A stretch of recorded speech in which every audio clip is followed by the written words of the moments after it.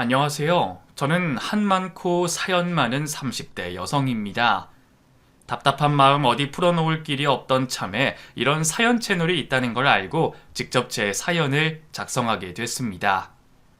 가까운 지인들에게도 하기 싫은 얘기이다 보니 차라리 익명으로 사연을 보내는 게 낫겠다 싶더라고요. 사실 겨우 30대 나이에 무슨 기구한 사연이 있으실까 싶으시겠지만 저도 참 평안한 인생은 아니었던 것 같습니다. 어려서부터 집에서 밖에서 구박만 받더니 결혼 생활마저 녹록치 않았으니까요. 그래서 오늘은 제가 겪은 그 일들을 모두 허심탄회하게 털어놓으려 합니다. 일남일녀 중 일녀로 태어난 저의 어린 시절은 그리 행복하지 못했습니다. 요즘에는 딸이라는 이유만으로 예쁨 받고 귀여움 받는다고들 하던데 저희 집안 분위기는 그러지 못했거든요. 가부장적이라는 말이 딱 어울리는 집안에서 딸로 태어난 저는 날 때부터 오빠와 차별을 겪어야 했습니다. 그 시절이야 남아선호 사상이 심하고 여자들이 무시당하는 시절이다 보니 이상한 일은 아니었지만 저희 집은 좀 더 유난했던 것 같네요. 아버지는 집에서 따로 밥상을 받으실 정도로 꼬장꼬장한 분이셨고 저희 엄마는 그런 아버지를 싫어하시면서도 아들인 오빠를 무척 아끼셨어요. 아들이 세상의 전부일 만큼 오빠만 끼고 돌던 엄마였던지라 저는 어려서부터 엄마에게 여간한 사랑과 관심을 받아본 적이 없었습니다. 오죽하면 제가 갓난아이였을 때부터 엄마는 어린 저 대신 오빠를 챙기셨다고 하더라고요. 제가 오빠보다 늦게 태어난 탓에 제가 태어났을 때 오빠는 이미 6살 정도였습니다. 그 나이도 물론 어린 나이지만 갓 태어난 유아보다는 손이 많이 가는 시기는 아니겠죠. 그런데도 엄마는 절 낳고 거의 방치하듯이 키우시며 저보다는 한참 자란 아들을 챙기셨답니다. 애가 배가 고파서 울던 말던 별 관심 없이 6살 난 오빠 챙기기 더 바쁘셨던 거죠. 오죽하면 저희 엄마가 너무하다 싶으셨던 건지 저희 이모나 다른 친척들이 그런 얘기를 하시더라고요. 그래서 저는 자라면서 엄마가 저한테 얼마나 무정한 엄마였는지 자연스럽게 깨닫게 될 수밖에 없었습니다. 어쩌면 엄마가 제게 그리 무정했던 건 제가 바라지 않았던 자식이라 그랬는지도 모르겠습니다. 사실 저는 계획해서 낳은 자식이 아니었거든요. 단번에 아들을 낳은 탓에 엄마는 오빠만 낳아서 잘 기르실 생각이셨더라고요. 그래서 오빠와 제 나이 차이가 꽤 됐던 거죠. 그런데 어쩐 일인지 제가 떡하니 생기게 됐고 심지어 엄마는 그런 저를 낳지 않을 생각까지 하셨답니다. 우여곡절 끝에 결국 제가 태어나게 됐지만 엄마는 그래서인지 처음부터 제게 정이 없으셨습니다. 아마 엄마에게는 제 존재가 귀찮은 짐이었는지도 모르겠어요. 딸려는 시집가면 그만이라고 쓸모없다고 입버릇처럼 말하던 엄마에게 자식이란 나중에 제사밥 챙겨줄 아들밖에 없었으니까요. 덕분에 저는 어려서부터 뭐 하나 제대로 가져본 적 없었고 예쁨을 받아본 적도 없었습니다. 넉넉하지 않았던 어린 시절 집안 사정 때문이었을지도 모르겠지만 돈 때문만은 아닌 듯 했습니다. 아무리 사정이 여의치 않아도 오빠 몫은 늘 빠짐없이 챙기시던 엄마였으니까요. 그러다 제가 자라면서 집안 형편도 조금씩 좋아지고 큰 집으로 이사도 가고 하면서 저는 조금씩 기대를 하기 시작했어요. 이제 집 빚도 없고 아버지도 사정이 좋아지셨다고 했으니 나도 다른 집 애들처럼 생일 파티도 하고 선물을 받을 수 있을까 말이에요. 하지만 집안 형편이 나아진 뒤로도 그런 일은 벌어지지 않았습니다. 차라리 형편 탓이라고 했으면 저도 덜 서러웠을 텐데 심지어 제 생일을 제대로 기억해주는 식구도 없었으니 더 서러웠습니다. 하지만 생일을 못 챙기는 것보다 더 서러웠던 건 제 생일 때마다 엄마가 저주하듯 뱉은 말 때문이었어요. 생일은 무슨 생일이야? 네가 태어나면서 뭐 잘한 게 있다고? 생일을 챙기려면 고생해서 너 낳은 내가 누려야지.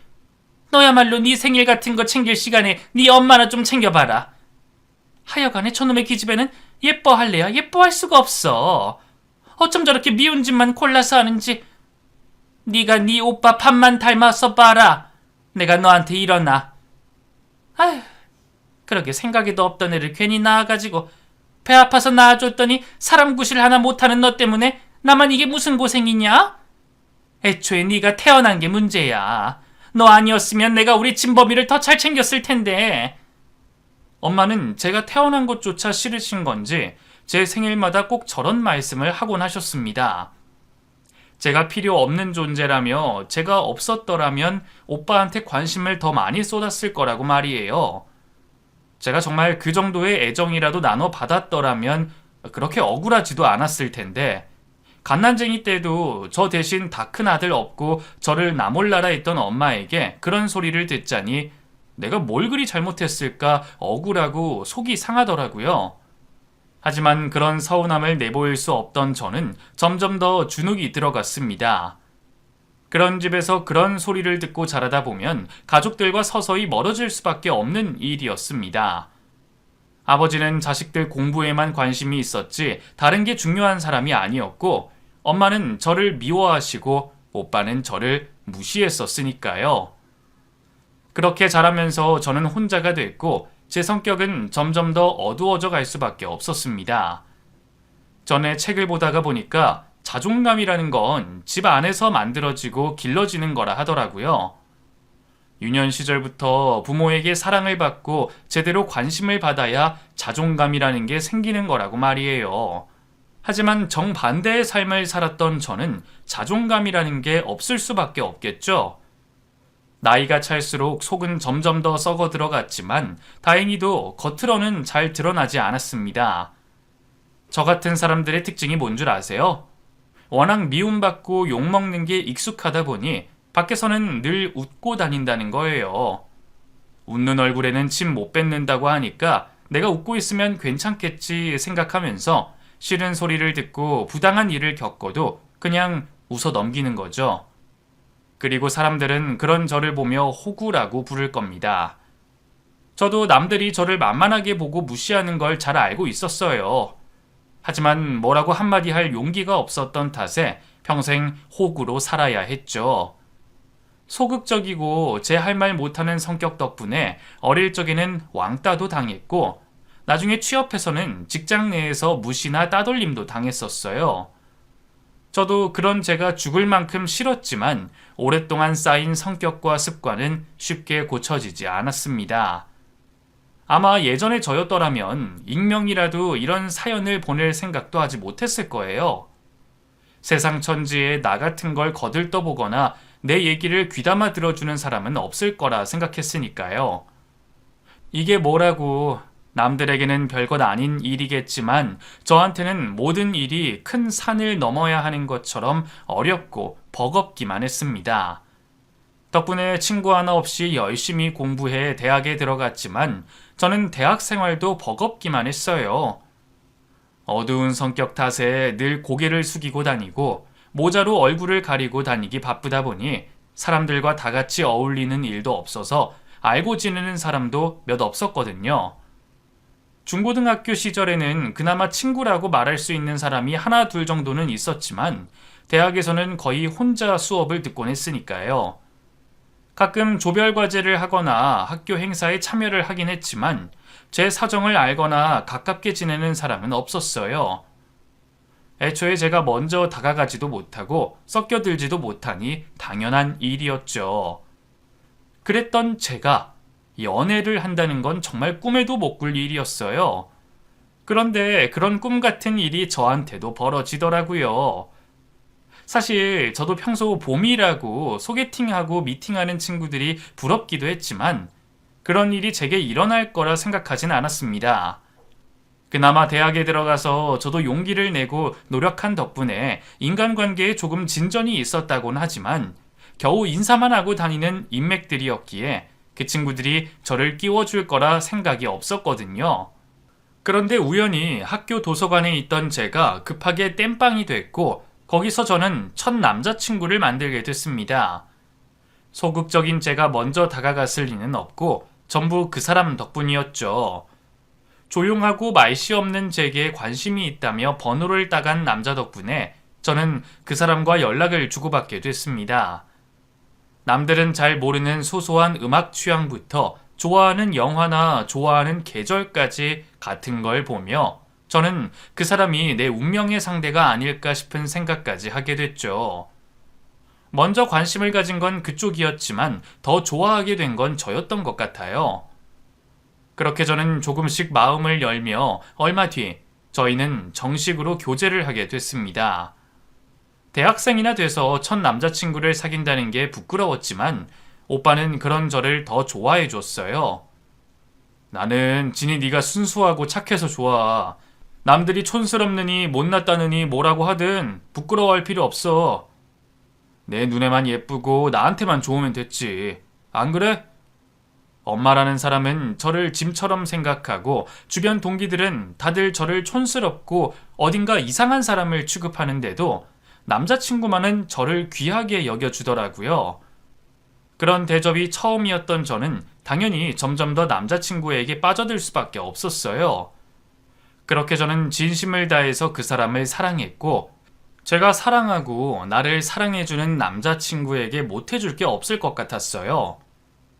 그래서 군대 간 2년 동안 매일 편지 쓰고 선물 보내며 뒷바라지하고 복학해서도 적응하기 어려워하는 남자친구를 위해서 과제까지 도와주곤 했었죠.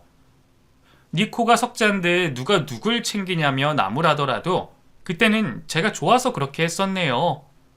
예쁘고 몸매가 좋아서 남들 보기 자랑스럽지도 않고 그렇다고 애교가 많은 것도 아니었던 제가 제대로 여자친구 노릇을 할 수 있는 건 그런 것밖에 없었으니까요. 그렇게 저는 지고지순하게 남자친구만 바라보며 최선을 다했고 나이 들어 취업까지 하게 된 저희는 어느새 결혼까지 생각하게 됐습니다. 대학생 시절 처음 만나서 취업하고 직장 다니며 몇 년을 만나는 동안 저희의 결혼은 기정사실이나 다름없었어요. 저희 둘 다 30이 코앞이었고 헤어질 생각도 없었거든요. 몇 년을 만나는 동안 큰 싸움 없이 사귀어왔던 저희는 결혼을 해서도 행복하게 잘 지낼 수 있을 거라 생각했고 저는 하루빨리 결혼을 바라고 있었습니다. 그동안 집에서 외면당하고 외로웠던 저를 챙겨준 남자친구였고 그런 남친을 만나면서 저도 전과 달리 많이 밝아졌던 탓에 그 사람과 결혼을 하면 더 행복할 수 있을 거라 생각했거든요. 하지만 저의 결혼은 시작부터 녹록지 않았습니다. 처음에는 저희 오빠가 먼저 결혼하기만을 기다리고 있었어요.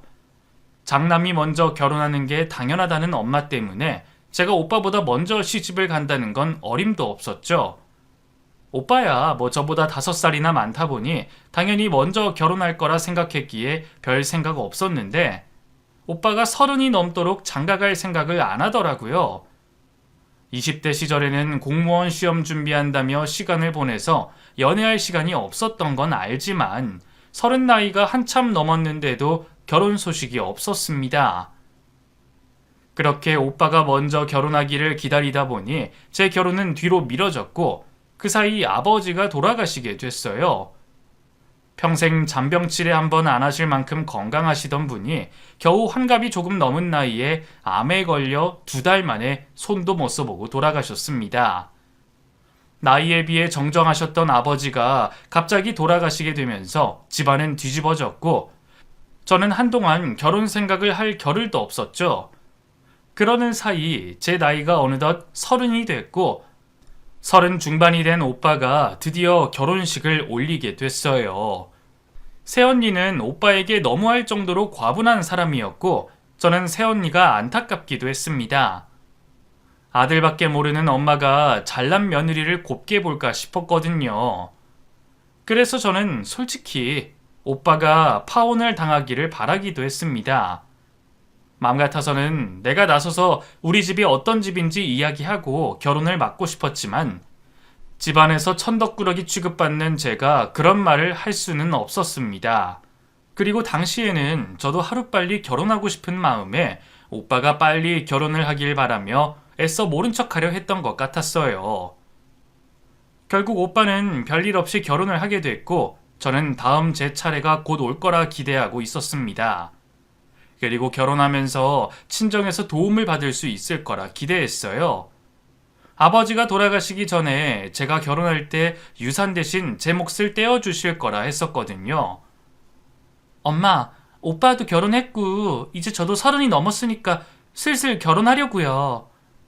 결혼? 그래, 너도 결혼할 때 태승이 해야지. 근데 뭐?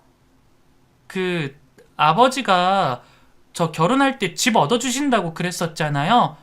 유산 대신 주신다고요. 그거 어떻게 해주시나 해서요. 아무래도 시댁에는 여유가 없어서 집을 못 태울 형편이거든요. 뭐? 유산? 너 지금 무슨 소리 하는 거야? 내가 너 줄 돈이 어딨어? 그리고 너는 네 엄마가 두 눈 시퍼렇게 뜨고 있는데 어디서 유산 소리를 해? 나 돈 없어. 그리고 집은 남자가 해와야지. 무슨 집을 해달래? 미쳤어? 그딴 집에 시집 갈 거면 차라리 혼자 늙어 죽던가 해라. 분명 아버지께서 약속해 주셨던 일이었고 오빠도 결혼할 때 집 한 채 받은 걸로 알고 있는데 엄마는 아들과 딸은 다른 거라며 제가 결혼하는데 한 푼도 도와주지 못하신다고 하는 겁니다. 그리고 집도 못 태울 놈한테 시집은 뭐하러 가냐며 제가 누구랑 결혼을 하던 말던 관심 없으니 알아서 하라고 하시더라고요. 이제 시집 가면 자주 못 볼 텐데 얼마 안 남은 때까지 그렇게 매정하신 엄마를 보니 저는 수십 년 묵은 서러움이 다시 올라올 것 같았습니다. 하지만 그런 차별이 하루 이틀이 아니었기에 저는 더 말도 못하고 상황을 받아들일 수밖에 없었죠. 결국 저는 친정에서 도움 하나 받지 못하게 됐고 미리 유산을 받아 집을 얻을 수 있을 거라는 제 말을 믿고 있던 남자친구는 크게 실망했습니다. 미안해. 아무래도 아버지 돌아가시고 사정이 별로 안 좋은가 봐. 못 도와주신다고 그러는데 어쩌지? 그럼 우리 결혼은 어떻게? 우리 둘이 모아둔 돈 다 해봐야 원룸 전셋값도 안 될 텐데. 나는 월세도 괜찮고 원룸도 좋아. 원래 신혼은 다들 그렇게 시작하는 거 아니겠어? 그래서 그 고생을 하자고? 그러지 말고 자기가 한 번 더 말씀드려보면 안 돼? 그래도 얼마 정도는 도와주실 수 있을 거 아니야. 아무리 그래도 딸인데 나 몰라라 하시겠어? 제가 집에서 어떤 대우를 받는지 자세히는 모르는 남친은 아쉬운 마음에 끝까지 도움을 구해보길 바랬지만 엄마 성격을 아는 저는 방법이 없을 걸 알았습니다. 그래서 안 된다고 했다가 끝내 남자친구와 싸우게 됐어요. 연애 때는 한 번도 싸운 적 없었던 저희였는데 말이죠. 하지만 저는 남자친구를 탓할 수 없었습니다. 홀 시어머니가 혼자 아들 키우시며 여의치 않은 사정 때문에 제가 집을 해가기로 했던 건데 남편 입장에서는 갑자기 제가 못 해오겠다고 하니 당황스러웠겠죠. 저도 괜히 기대만 시켰다가 실망시켜서 미안하기도 했고요. 하지만 저도 아버지가 제 결혼 전에 그렇게 돌아가실 줄도 몰랐고 엄마가 끝까지 저를 나 몰라라 하실 줄 몰랐습니다. 그렇다고 이제 와서 오매불망 기다렸던 결혼을 엎을 수도 없었기에 결국 어쩔 수 없이 집에 손 벌리지 않고 각자 힘으로 결혼을 하기로 했죠. 그렇게 저희는 저희 형편껏 작고 낡은 빌라 전세를 구해 신혼살림을 차릴 수 있었어요. 전세 구하느라 돈을 다 쓰는 바람에 결혼식이며 신혼여행은 포기해야 했고 아쉽게도 기억에 남을 만한 결혼식은 아니었습니다. 하지만 그래도 저는 사랑하는 남편과 함께 할 미래를 기대하고 있었어요. 하지만 기대와 달리 저의 결혼 생활은 시작부터 삐걱댔습니다. 연애할 때만 해도 다정하고 저를 배려해주던 남자친구가 남편이 되자 많이 달라지더라고요. 남편은 그런 이유가 아니라고 했지만 저는 아마 돈 때문이라 생각했어요. 결혼 전에 남편과 집 문제로 다툼이 있던 뒤로 저를 대하는 남편의 태도가 묘하게 달라졌거든요. 예전에는 제가 사치하지 않고 알뜰한 게 현모양처 같다고 좋아하더니 언젠가부터 제가 멋부릴 줄도 모르고 궁상맞다고 하는 겁니다. 내가 어떤 모습이어도 좋다던 남편이 그렇게 변한 것이 저는 너무 충격이었어요. 거기다 결혼 후 드러난 저희 친정 일 때문에 남편과의 사이가 점점 틀어지는 것 같았습니다. 예상하지 못했던 모양이에요. 제가 친정에서 엄마에게 무시당하는 걸 보며 남편이 깜짝 놀라더라고요. 게다가 그런 엄마가 제 남편까지 무시를 하니 남편도 기분이 상할 수밖에 없겠죠. 저도 설마 엄마가 사위까지 무시할 줄은 몰랐어요. 그래도 명절이랍시고 엄마 생신이랍시고 남편 데리고 집에 가서 엄마를 챙겼는데 그때마다 엄마는 저와 남편을 뭐라도 얻으러 온 구걸꾼 취급을 하더라고요. 사실 엄마가 사위만 미워하셨던 건 아니셨습니다. 저의 불길한 예감대로 엄마는 오빠와 결혼한 새언니마저 못마땅해 하셨거든요. 아휴, 그나마 딸 시집 보내서 사위 덕이라도 볼까 싶었더니 나는 며느리 복도 없고 사위 복도 없고 아주 치질이 궁상이야. 하지만 사위와 며느리를 차별하는 이유는 달랐습니다. 저희 남편은 고만고만한 대학 나와서 별 볼 일 없는 회사에 집안 형편도 나쁘다고 무시를 하셨지만 며느리는 사위와 달리 너무 잘나서 싫어하셨거든요. 엄마는 아들보다 잘난 며느리가 싫으신 건지 별별 꼬투리를 잡아 새언니를 괴롭히곤 하셨습니다. 제가 오빠랑 새언니랑 연락하고 지내는 사이가 아니라서 어느 정도로 시집살이를 당했는진 모르겠지만 엄마가 제 앞에서 새언니 욕하는 것만 들어도 어느 정도일지 예상이 되더라고요. 그래도 오빠가 자기 와이프를 챙기기는 하는지 엄마 앞에서 새언니 편을 들었는데 엄마는 그 일로 새언니를 더 미워하셨어요. 사위는 모자라서 무시하고 며느리는 잘나서 밉고 그렇다 보니 저희 친정 식구들이 다 모여서 기분 좋을 일이 없었죠. 어느 순간부터 남편은 친정 가려거든 저 혼자 가라며 발길을 끊었고 어쩔 수 없이 저 혼자 가면 엄마는 그걸 보고 더 화를 내셨습니다. 아이고 잘한다. 능력 없는 남편 데리고 살더니 사위 노릇도 못 시켜? 모자란 놈이 뭐가 잘났다고 처가를 등져? 너는 결혼을 해도 하필 그런 놈이랑 하니? 이런 일로 내 속 긁을 거면 너도 오지 마.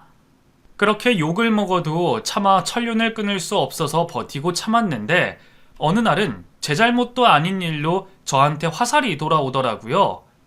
오빠네 부부가 결혼한 지 2년 만에 이혼을 한다는 소식 때문이었죠. 사실 새언니가 2년이나 버틴 게 참 용하다 싶었습니다. 오빠도 나름대로 새언니 마음을 돌려보려 했지만 똑똑한 새언니는 단칼에 끊어내더라고요. 결국 오빠는 이혼이 엄마 탓이라고 절연하겠다고 난리를 부렸고 잘난 아들의 이혼 소식에 충격을 받은 엄마가 그 탓을 저한테 돌리는 겁니다. 대체 제가 무슨 잘못인진 모르겠지만 집안의 모든 나쁜 일은 모두 제 탓이었나 봅니다. 결국 그 일로 저까지 엄마와 인연을 끊게 됐고 저는 친정과 인연을 끊으며 시댁에만 잘하고 살려고 다짐했어요. 하지만 사실 저야말로 새언니와 같은 결심을 해야만 했습니다. 새언니 결혼할 때 열심히 뜯어말리지 않았던 죗값인 건지 저희 시어머니 역시 아들 사랑이 저희 엄마 못지 않으셨거든요. 보고 자란 게 저희 엄마 같은 사람이라 그런지 처음에는 저희 시어머니가 어느 정도로 못된 사람인지 잘 알지 못했습니다. 구박과 멸시는 자라면서 늘 겪는 일이었으니 자주 볼 일 없는 시어머니 말에 큰 타격을 입지 않았거든요. 그래서 저는 저희 시어머니가 그냥 보통의 시어머니라고 생각했어요. 남편보다 월급을 더 받아오는데도 남편보다 못났다 욕하고 맞벌이 하는데도 며느리 도리 안 한다고 혼나는 게 당연한 며느리 도리인 줄만 알았죠. 지금 생각해보면 하나같이 다 시집살이였는데도 바보같이 당하고만 살던 저는 몰랐어요. 그나마 신혼 1, 2년 차에는 저도 남편과 같이 사는데 적응하고 친정 문제 때문에 시어머니 걱정을 할 겨를도 없었습니다. 그러다가 문제는 2년이 지나고부터 시작이 됐어요. 저희가 전세 만기가 돼 이사갈 집을 찾아야 했는데 남편이 갑자기 시댁의 합가 얘기를 꺼내더라고요. 지금 전세고 월세고 다 올랐는데 어차피 우리 이 돈으로 더 좋은 집은 못 가. 여기보다 더 후진 데 가느니 차라리 돈 좀 더 모아서 청약을 노리는 게 낫지 않겠어? 전세도 대출 껴서 이자만 나가는데 그 돈이라도 아끼는 게 낫잖아. 그러니까 우리 당분간 엄마 집에서 지내자. 남편은 돈 모아서 집 살 때까지만 시댁에서 지내자며 저를 설득했습니다. 아무리 바보 같고 무던한 저라도 시댁살이가 편할 리는 없기에 꺼려졌지만 저는 남편 말대로 할 수밖에 없었어요. 애초에 제가 친정 도움받아서 집을 해갔으면 이런 일이 없을 거라는 생각에 괜한 죄책감이었죠. 그래서 저는 바보 같은 생각으로 남편의 말에 따랐고 그렇게 시댁살이를 하게 됐습니다. 불편하고 어려울 건 당연히 예상을 했기 때문에 처음에는 잘 견뎠던 것 같아요. 저야 뭐 친정 엄마 덕분에 워낙 무뎌진 사람이라 웬만한 구박으로는 괜찮을 거라 생각했거든요. 하지만 확실히 친정이 시댁보다는 나았던지 저는 시댁살이를 한 지 반년 만에 몸에 탈이 나고 말았습니다. 저를 이유 없이 미워하고 째려보는 시어머니 때문에 스트레스가 많았던 건지 갑자기 온몸에 두드러기가 올라오고 소화도 안 되고 먹으면 토하고 아주 난리가 나더라고요. 그러다 결국 그렇게나 아프다는 대상포진까지 걸리고 말았습니다. 병원에서는 이유는 모른다고 하셨지만 이미 앓고 앓던 저는 그게 시댁살이 스트레스 때문이라는 걸 모를 수가 없었어요. 하지만 제가 그렇게 아픈데도 남편은 무관심했고 시어머니는 유난이라 하셨습니다. 누가 보면 내가 아주 널 잡아먹는 줄 알겠다. 시어머니가 청소해줘, 밥해줘, 다 해주는구만. 뭐가 불만이라 스트레스를 받아? 아프려면 내가 아파야지. 시어머니야 그러려니 했지만 그 말에 대꾸도 안 해주는 남편이 더 야속하더라고요. 사실 제가 시댁에 들어가기로 한 건 남편 때문도 있었습니다. 신혼이 지나서 그런지 저희 친정 일 때문인지 남편이 자꾸만 멀어지는 것 같았는데 남편 뜻대로 시댁에 들어가면 남편이 다시 연애 때처럼 돌아오지 않을까 했거든요. 하지만 시댁살이를 시작하고부터 남편은 더 저와 멀어지는 듯 했습니다. 저한테는 말도 없이 늦게 들어오고 다 같이 식사를 할 때도 시어머니하고만 얘기를 하고 그리고 시어머니가 저를 괴롭히시거나 힘들게 하실 때도 한 번도 편을 들어주지 않았죠. 그런 남편의 방치 때문인지 시어머니는 더 심하게 저를 구박하셨고 그래서 저는 병이 날 만큼 스트레스를 받을 수밖에 없었습니다. 그러다 대상포진까지 앓고 회사에서 쓰러진 뒤에는 결국 휴직계를 내야만 했어요. 그때라도 내가 그 꼴이 된 게 남편과 시어머니 탓이라 생각하고 이혼을 해야 했지만 저희 오빠랑 당당히 이혼한 새언니와 달리 보잘것없고 갈 곳 없던 저는 차마 남편과 이혼 생각을 하지 못했습니다. 그나마 남편을 설득해서 몇 달 휴직을 하게 된 게 제가 할 수 있는 최선이었죠. 몸이라도 멀쩡해지면 괜찮아질 거라 생각하고 집에서 쉬어보려고 했지만 그마저도 쉽지 않았습니다. 제가 밖에 나가서 돈 번다고 덜 무시하던 시어머니가 제가 일을 쉬게 된 후로는 저를 아주 작정하고 괴롭히셨거든요. 그래도 돈 벌 때는 트집 잡을 게 없으신지 아까워도 별 말 못하고 괜히 째려보기만 하셨는데 제가 일을 그만둔 뒤에는 제가 입는 거, 쓰는 거 다 아까워 하시더니 제 입으로 들어가는 것도 아까우시다며 밥 먹는 것 가지고도 간섭을 하기 바쁘셨습니다. 너는 일도 안 하는 애가 삼시세끼를 다 챙겨 먹네? 너 밖에서도 이렇게 먹고 다녔니? 세상에 무슨 여자가 밥 한 공기를 다 비워? 너 집에 있다가는 우리 집 식량 다 동나겠다. 그렇다고 제가 유난히 많이 먹는 것도 아니었어요. 입맛이 까다로운 것도 아니라서 김만 두고도 잘 먹어서 반찬을 많이 먹지도 않았고 밥도 그냥 보통 여자들 먹는 밥 공기 정도였거든요. 게다가 저도 시댁 얹혀 살면서 객식구라니 식충이라니 괜한 소리 듣기 싫어서 회사 쉬는 동안에도 제 돈으로 생활비 충당해서 어머니 돈 축내는 것도 아니었는데 말이에요. 그런데도 아파서 쉬는 며느리가 안쓰럽지도 않으신 건지 어머니는 하루 종일 저를 못 괴롭혀서 안달이셨습니다. 결국 아파서 쉬려 했던 저는 집에 있으면서 더 몸이 안 좋아지기 시작했어요. 이유 모를 두통에 소화불량에 어디가 안 좋은 건지 언젠가부터 자꾸 살이 찌기 시작하는 겁니다. 그렇다고 제가 딱히 더 먹는 것도 특별히 없었는데 말이죠. 보기 좋던 55 사이즈였던 저는 갑자기 한 달 사이 66 사이즈가 됐습니다. 보통이라면 갑자기 살이 찐 가족의 건강을 걱정해야 맞겠지만 그런 저를 걱정하는 사람은 하나도 없더라고요. 그래서 저는 제 몸에 무슨 문제가 있는 줄도 모르고 그냥 살았어요. 그런데 시어머니는 그런 저를 그냥 두지 않으셨죠. 너는 젊은 애가 자기 관리라는 것도 안 하니? 뭘 처먹고 이렇게 살이 쪘어? 하기사 집에서 일도 안 하고 뒹굴어서 그렇겠지. 우리 아들은 저런 거 먹여 살리겠다고 매일 회사 나가서 그 고생을 하는데 처녀는 사람 구실도 못하고 살만 뒤룩뒤룩 찌고 있네. 너 더 살찌면 우리 아들만 고생시키는 거 아니냐? 안 되겠다. 앞으로 내가 너 살 빼게 도와주마. 뚱뚱한 것들은 굶겨야 살을 빼지. 한 며칠 굶으면 어떻게든 살이 빠지지 않겠니? 제가 정말 뭘 먹어서 살이 쪘으면 저도 제가 알아서 다이어트하고 관리를 했을 거예요. 하지만 과자도 잘 먹지 않는 제가 갑자기 살이 찐 게 저도 이해되지 않았습니다. 하지만 어머니는 굶으면 빠진다고 하시면서 저를 억지로 못 먹게 하시더라고요. 뚱뚱한 여자 누가 좋아하냐 하시는 시어머니 말씀에 저도 며칠은 시키시는 대로 했습니다. 그런데 3일이 지나도 밥 주실 생각을 안 하시더라고요. 당연히 백가죽은 등에 붙었고 저는 밥을 차려 먹으려고 했습니다. 그러자 시어머니가 나오시더니 제가 밥을 못 먹게 수저를 뺏어가시는 거예요. 내가 밥 먹으라고 하지도 않았는데 어디서 상을 차리고 있어? 어머니, 벌써 3일 굶었어요. 이 정도면 됐어요. 저 이제 더 못 버티겠어요. 밥 먹을게요. 되긴 뭐가 돼? 겨우 3일 가지고 살이 빠지겠냐? 하려면 일주일은 해야지. 이것 봐라. 너 여태 그대로 아니야?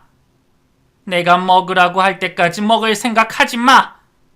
혹시나 나 몰래 못 주워 먹은 거 보이면 집에서 아주 쫓아낼 줄 알아.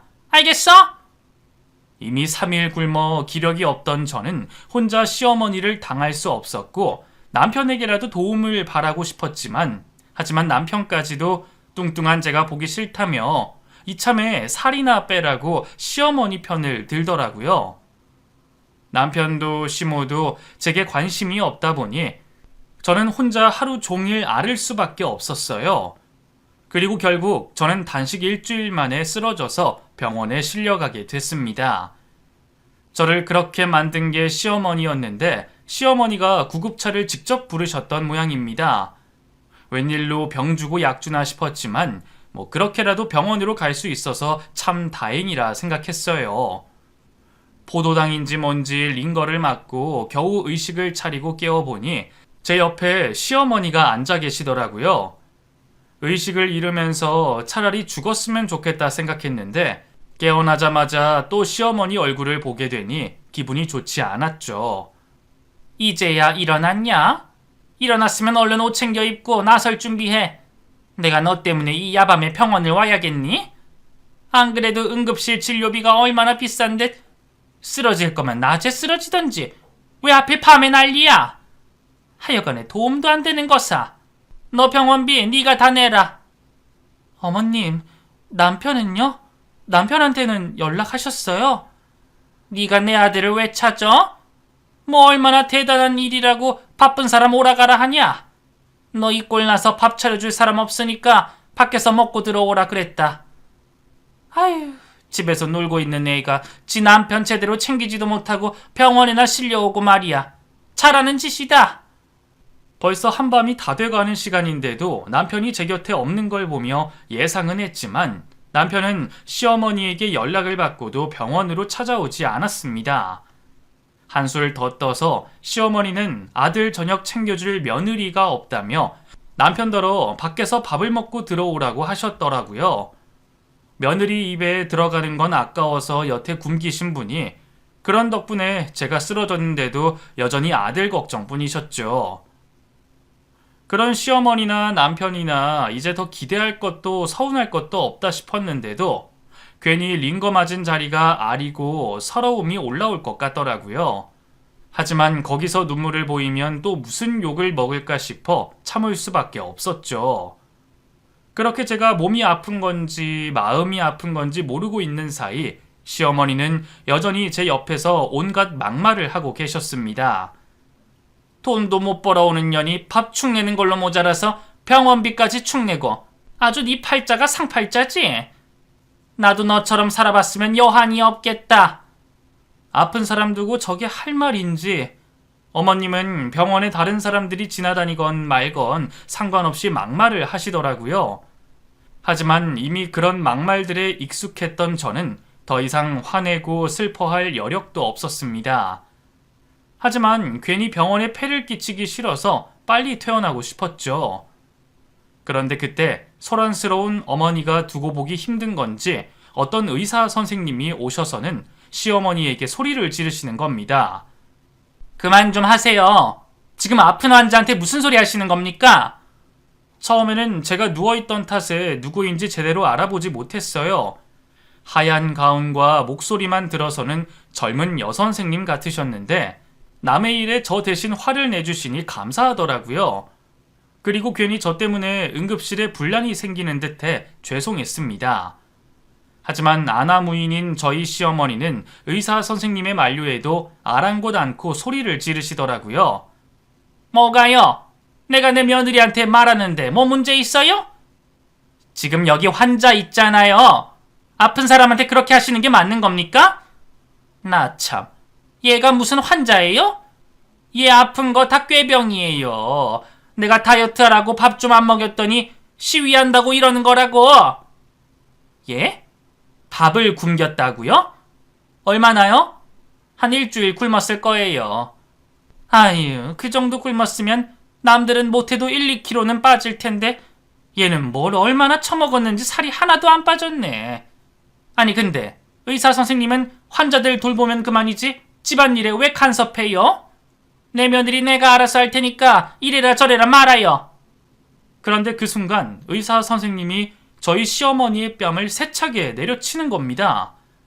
아무리 환자 보호자가 망난이라 그래도 사람을 때리는 의사는 본 적 없는 것 같은데 지금 이게 무슨 상황인가 싶어서 아파서 누워있던 저도 벌떡 몸을 일으킬 수밖에 없었습니다.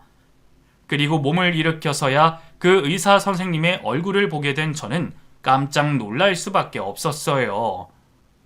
제 편을 들어주고 못된 시어머니를 때려준 의사 선생님이 다름 아닌 저희 올케 언니였거든요. 사실 새언니가 저희 오빠에게는 너무 아까운 의사 선생님이셨거든요. 하지만 못 본 지 오래였던 탓에 설마 병원에서 그렇게 다시 만나게 될 줄은 몰랐습니다. 언니가 어떻게 여기 있어요? 아가씨, 여태 이런 대접받고 살았어요? 시댁에서 잘해준다면서요. 내가 이제 남이 된 마당에 웬만하면 끼어들지 않으려고 그랬는데 이건 아니다 싶네요. 그래도 친정보다 낫다 그러더니 우리 어머니도 참 대단하다 싶었지만 이 정도는 아니었는데 이게 대체 뭐예요? 이게 사람이 할 짓이에요? 어떻게 몸이 이 지경이 되도록 참았어요? 아가씨, 지금이라도 당장 그 집에서 나와요. 오랜만에 만난 데다가 오빠랑 새언니가 이혼하고 이제 아무 사이도 아닌데도 새언니가 저를 보며 걱정을 해주더라고요. 의사 선생, 지금 인연 편든다고 날 때린 거야? 내가 당신 고소할 줄 알아. 고소하려면 하세요. 저희도 응급의료법 위반으로 고소하면 되니까요. 작년에도 한 분이 술 먹고 난동 피우다가 고소당해서 실형 사셨거든요. 아주머니도 그렇게 해드릴게요 뭐. 몇 달 안 살아도 그 연세에 감옥살이 편하시겠어요? 뭐야? 지금 의사 명찰 내고 사람 협박하는 거야 뭐야? 협박으로 들리시면 어쩔 수 없죠. 근데 제가 의사 명찰 달고 할 수 있는 일이 그것밖에 없을까요? 여기서 더 소란 피우시면 저 정말 협박할지도 모릅니다. 그러니까 잊지 마세요. 사실 새언니와 저는 친한 사이도 아니었어요. 친정에서 만날 때도 엄마 잔소리 피해서 일찍 자리를 떴고 오빠랑 가까운 사이도 아니었다 보니 새언니랑 따로 정을 붙일 새가 없었거든요. 그런데도 같이 살았던 시어머니보다도 이혼해서 앞으로 볼 일 없을 새언니가 제 가족 같더라고요. 그래서 저는 몇 년 만에 다시 만난 옛 새언니를 붙잡고 그동안 애써 참았던 눈물을 쏟아낼 수밖에 없었습니다. 그리고 저를 달래주던 새언니는 그런 제가 안타까웠는지 억지로 저를 퇴원시키려는 시어머니를 대신해서 저를 의사 권한으로 입원까지 시켜주었습니다. 지금 아가씨 몸 상태 말도 아니에요. 모든 수치가 고위험군이고 부종에 영양 불균형에 스트레스 수치도 엄청나게 높아요. 당장 다시 쓰러져도 안 이상할 상황이라고요. 몸이 이렇게 부은 것도 다 몸이 안 좋아서 그런 건데 대체 이 지경이 되도록 시집살이를 참은 거예요? 그냥 이혼하면 되지 왜 그래요? 나랑 언니랑은 다르잖아요. 새언니는 잘 나가는 의사에 남편 없어도 살지만 나는 이제 남편 없으면 갈 데가 없어요. 언니랑 오빠 이혼하고서 엄마한테 욕먹고 친정이랑도 겨우 연 끊었는데 시댁까지 끊어내면 내가 어떻게 살아요? 그리고 나한테는 남편밖에 없어요. 와이프 쓰러졌는데도 안 오는 그런 남편이요? 나도 이혼녀라 낱말할 처지 아니라서 이런 말하긴 그렇지만 솔직히 아가씨 신혼 때도 그 남편 그렇게 좋은 사람 같지는 않았어요. 그런 놈이 시댁살이 시키면서 와이프 이 지경이 될 때까지 방치했는데 그런 남편이랑 계속 살고 싶어요? 차라리 애라도 없을 때 그냥 이혼해요. 내가 해보니까 그렇게 사느니 차라리 혼자 사는 게 낫더라고요. 혼자 된다고 세상 안 무너져요. 나도 부모님 일찍 돌아가시고 고하지만 남편 없어도 잘 살잖아. 도움 필요하면 내가 도와줄 테니까 이제 더 이상 당하지 말아요. 결국 저는 올케 언니의 말대로 이혼을 하기로 결심했습니다. 그동안은 친정이랑도 인연을 끊고 남편과 시댁밖에 없어서 생각을 제대로 못하고 살았는데 저를 보고 걱정해주는 올케 언니의 말을 들으니 제가 그동안 얼마나 미련한 짓을 해왔는지 알겠더라고요. 그동안 제가 당한 게 가스라이팅인 줄도 모르고 그래도 가족이니까 내 편이니까 생각하면서 버텨왔는데 결국 남편과 시어머니에게 저는 남보다 못한 존재였습니다. 남보다 못한 사람들이랑 계속 같이 사느니 차라리 혼자가 낫다는 생각에 저는 남편에게 이혼 소송을 하게 됐어요. 그 와중에도 남편은 제 주제에 무슨 소송이냐며 저를 비웃더라고요. 소송? 이혼은 뭐 아무나 하는 줄 알아? 당신 아는 변호사라도 있어? 괜히 어디 가서 덤탱이 쓰지 말고 아서라. 내가 바람 폈어. 당신을 때리기를 했어. 내가 잘못한 게 뭔데? 그동안 조용히 잘 지내다가 왜 갑자기 급발진이야? 어차피 나 유책 사유 없고 당신 나한테 소송 못 걸어. 그러니까 괜히 힘 빼지 말고 얼른 집으로 들어와. 남편은 아마 제가 어디 도움받을 곳도 하나 없이 맨 땅에 헤딩한다 생각했을 겁니다. 그런데 사실 저도 비빌 구석이 있었어요. 새언니가 이혼할 때 도움받았던 변호사님을 소개해줬거든요. 덕분에 저는 남편의 말과 달리 손쉽게 이혼할 수 있었습니다. 그동안 회사 생활 못할 정도로 아프고 병을 앓았던 게 도움이 될 줄은 몰랐는데 그런 게 다 증거가 돼주더라고요. 거기다가 의사인 새언니까지 증언을 하며 저를 도와주셔서 도움이 많이 됐죠. 덕분에 저는 심각한 시댁살이와 고부 갈등으로 더 이상 결혼 생활을 유지할 수 없다는 판결을 받아 남편과 인연을 끝낼 수 있게 됐습니다. 뜯어먹을래도 없는 놈이라 재산 분할할 건 없었지만 시어머니와 남편에게서 위자료는 받을 수 있었어요. 그래봤자 큰 돈은 아니지만 제가 승소를 했다는 것이 저한테는 무엇보다 값진 의미였습니다. 그리고 더 기쁜 소식은 제가 친정을 상대로 유산 소송을 해서 제 몫을 받아냈다는 거예요. 사실 저도 그동안 몰랐었는데 엄마가 아버지 돌아가시자마자 유산을 오빠에게 증여했다고 새언니가 말을 해주더라고요. 그래서 저한테 줄 돈이 없었던 거죠. 아무리 그래도 같은 자식한테 그럴 줄은 몰랐는데 엄마 속의 자식은 끝까지 오빠뿐이었던 모양입니다. 그래서 저는 오빠와 엄마를 상대로 유산 분할 소송을 제기했고 법원에서 정한 제 몫을 무사히 받아올 수 있었습니다. 그 후 저는 새언니의 도움으로 지속적으로 정신과 치료를 받게 됐고 지금은 몸도 마음도 많이 건강해져서 걱정 없이 잘 지내고 있어요. 회사 생활도 잘하고 있고요. 물론 여전히 이혼녀의 고아나 다름없는 상황이지만 그래도 이전과는 많이 다릅니다. 아버지 유산 덕분에 집도 있고 누구보다 제 걱정을 해주는 새언니와 친자매처럼 지내며 많이 의지하고 있거든요. 새언니에게는 여러모로 미안한 일만 있었는데 어쩌다 이렇게 도움을 받게 됐네요. 그래서 언젠가는 이 은혜를 갚을 날이 오기를 바라며 저도 앞으로는 적극적으로 살겠습니다. 감사합니다.